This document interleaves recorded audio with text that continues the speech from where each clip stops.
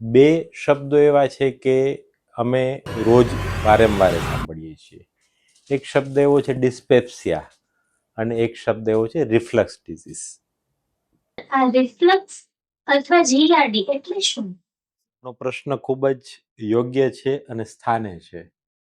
સાચું કહું તો આ જુદું પાડવું એ જ ડૉક્ટરનું કામ છે. આજે આપણી સાથે જોડાયેલા છે ગેસ્ટ્રોએન્ટેરોલોજિસ્ટ ડોક્ટર દેવાંગ તાંસર. આપણે જોઈએ છીએ કે આજના જમાનામાં પેટને લગતી ઘણી બધી તકલીફો વધતી જાય છે દિવસે દિવસે. તો પછી આપણે ડોક્ટર દેવાંગ તાંસર સાથે જાણીએ કે કઈ કઈ તકલીફ છે અને આપણે કઈ રીતે એના માટે આગળ વધવું જોઈએ. આપે જે વાત કરી કે અત્યારના સમયમાં પેટને લગતા રોગો ઘણા કોમનલી અમે જોતા હોઈએ છીએ. બે શબ્દો એવા છે કે અમે રોજ વારંવાર સાંભળીએ છીએ. એક શબ્દ એવો છે ડિસ્પેપ્સિયા અને એક શબ્દ એવો છે રિફ્લક્સ ડિઝીઝ. તો સર આ રિફ્લક્સ અથવા જીઆરડી એટલે શું? હવે અહીંયા એક વસ્તુ સમજવી આપણે ઘટે કે રિફ્લક્સ અને ડિસ્પેપ્સિયા આમ પોતે એકબીજા જેવા જ લક્ષણો ધરાવતા હોય ઘણી વખત, પણ વ્યાખ્યા પ્રમાણે બંને જુદી વસ્તુ છે. GERD આપ જે કીધું એ પ્રમાણે ગેસ્ટ્રો ઇસોફેજિયલ રિફ્લક્સ ડિઝીઝ. ગેસ્ટ્રો મતલબ હોજરી, ઇસોફેગસ મતલબ આંતરડું, રિફ્લક્સ એટલે પાછું આવવું, સિન્ડ્રોમ એટલે કોઈ પણ રોગ. હોજરીમાંથી અન્નળીમાં ખોરાક પાછું આવવાની પ્રક્રિયા એટલે રિફ્લક્સ ડિઝીઝ. એક મિકેનિકલ પ્રશ્ન છે. નોર્મલી એવું કહીએ કે કુદરતની એવી રચના છે કે એક વખત અન્નળીમાંથી હોજરીમાં ખોરાક આવી જાય પછી હોજરીનો ખોરાક પાછો ન જાય, તે એક વાલ પ્રકારની મિકેનિઝમ હોય, એને લોઅર ઇસોફેગલ સ્ફિંક્ટર તરીકે અંગ્રેજીમાં જાણતા હોય. પણ જ્યારે આ વાલ ખુલ્લો રહે ત્યારે હોજરીની બધી વસ્તુઓ પાછી જતી હોય, જેને રિફ્લક્સ તરીકે એટલે કે આપે કીધું એ પ્રમાણે GERD ગેસ્ટ્રોઇસોફેજિયલ રિફ્લક્સ ડિઝીઝ તરીકે ઓળખતા હોઈએ છીએ. તો અત્યારે જુદી જુદી ટર્મિનોલોજી ગેસ, એસિડિટી અને પાચનમાં તકલીફ આ બધું ભેગું કરીને આવે છે. તો મેડિકલ ભાષામાં ડિસ્પેપ્સિયા એટલે શું? હવે ડિસ્પેપ્સિયાને આપણે પહેલા વિજ્ઞાનની ભાષા તરીકે સમજવાનો પ્રયત્ન કરીએ. ડિસ્પેપ્સિયા, પેપ્સિયા એટલે પાચનને લગતું, ડિસ એટલે જેનું ડિસરેગ્યુલેશન છે. સાદી ભાષામાં એવું કહી શકાય કે અનિયમિત પાચન. મોટે ભાગે આ પ્રકારના દર્દીઓના લક્ષણોમાં પેટ ફૂલાવવું, પેટ ભારે પડવું, પેટમાં દુખાવો થવો વગેરે વગેરે સિમ્ટમ હોતા હોય છે.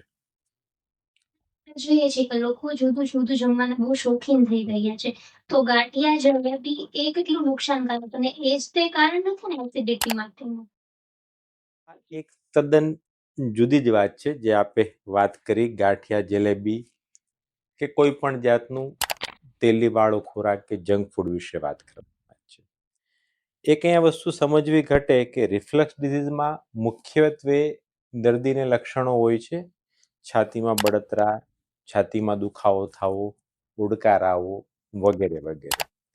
જ્યારે ડિસ્પેપ્સિયા એમાં મેં આ પહેલાં વાત કરી પ્રમાણે પેટમાં ભાર લાગવો, પેટમાં દુખાવો થવો, જમ્યા પછી પેટ ફૂલાઈ જવું આ વગેરે લક્ષણો હોતા હોય છે.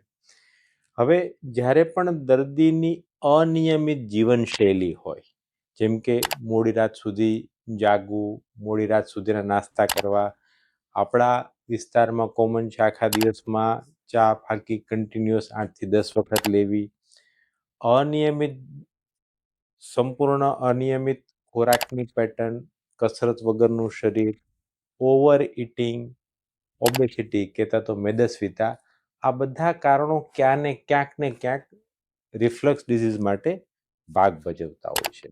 અને આ જ સેમ ટુ સેમ કારણો ઘણી વખત એસિડિટી એટલે કે ડિસ્પેપ્સિયા માટે પણ જવાબદાર હોય છે.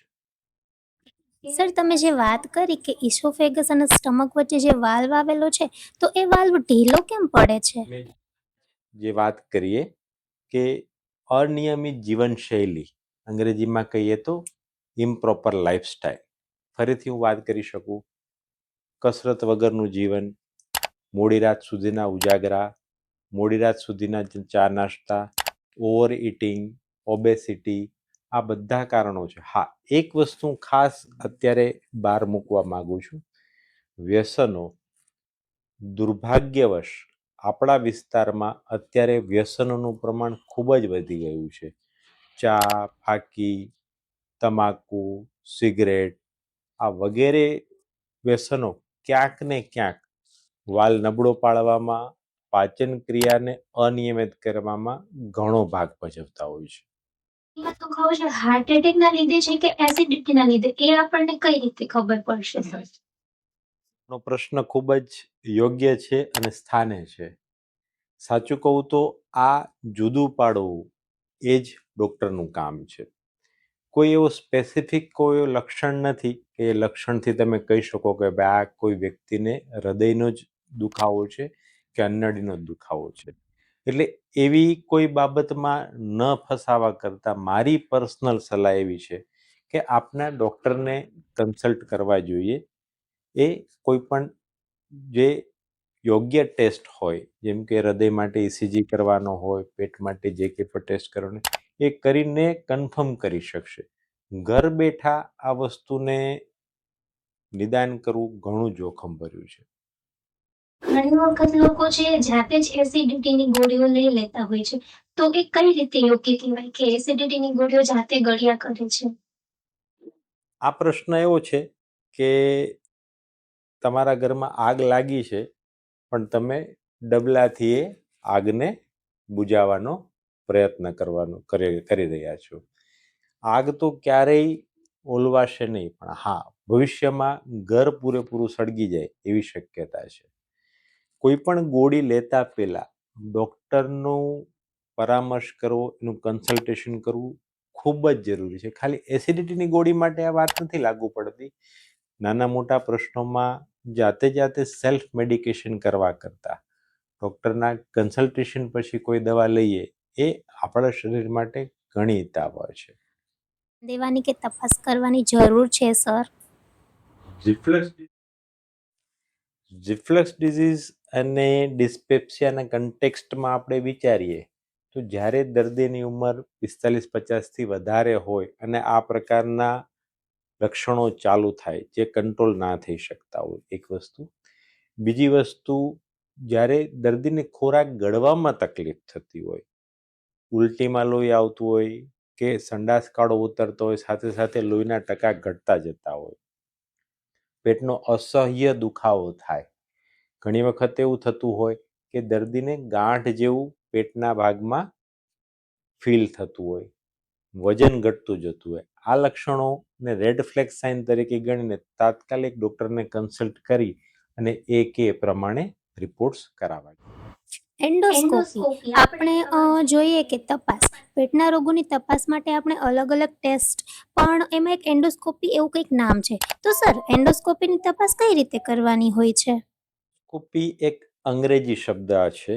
એન્ડો મતલબ કે અંદરથી, સ્કોપી મતલબ જોવું. શરીરને અંદરથી જોવાની જે પ્રક્રિયા છે એને એન્ડોસ્કોપી કહેતા હોય છે.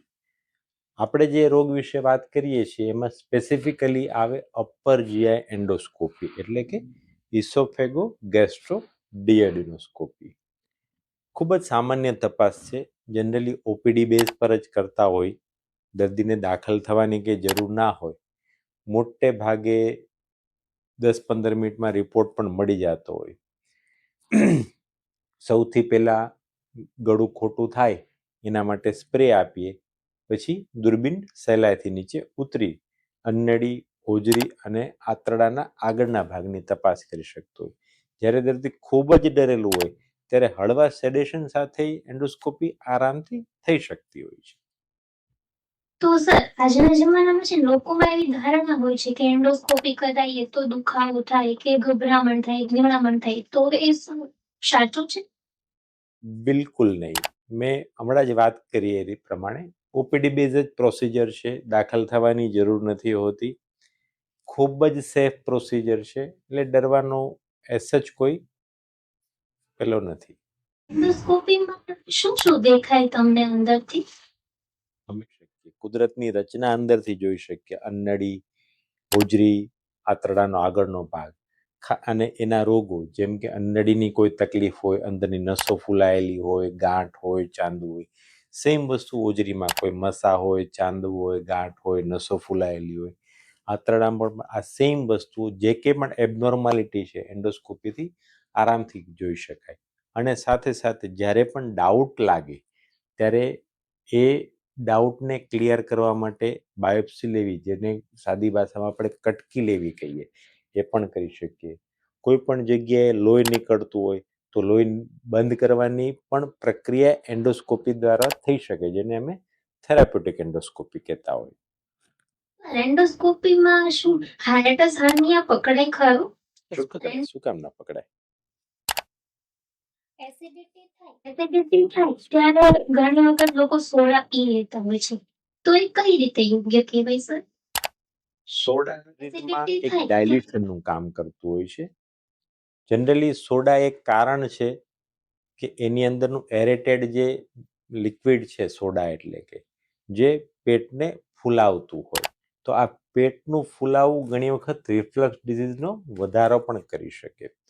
સોડા પીએ એટલે અંદરનો એસિડ થોડો ન્યુટ્રલાઇઝ થઈ જાય, એટલે જે તે સમયે દર્દીને સારું લાગે.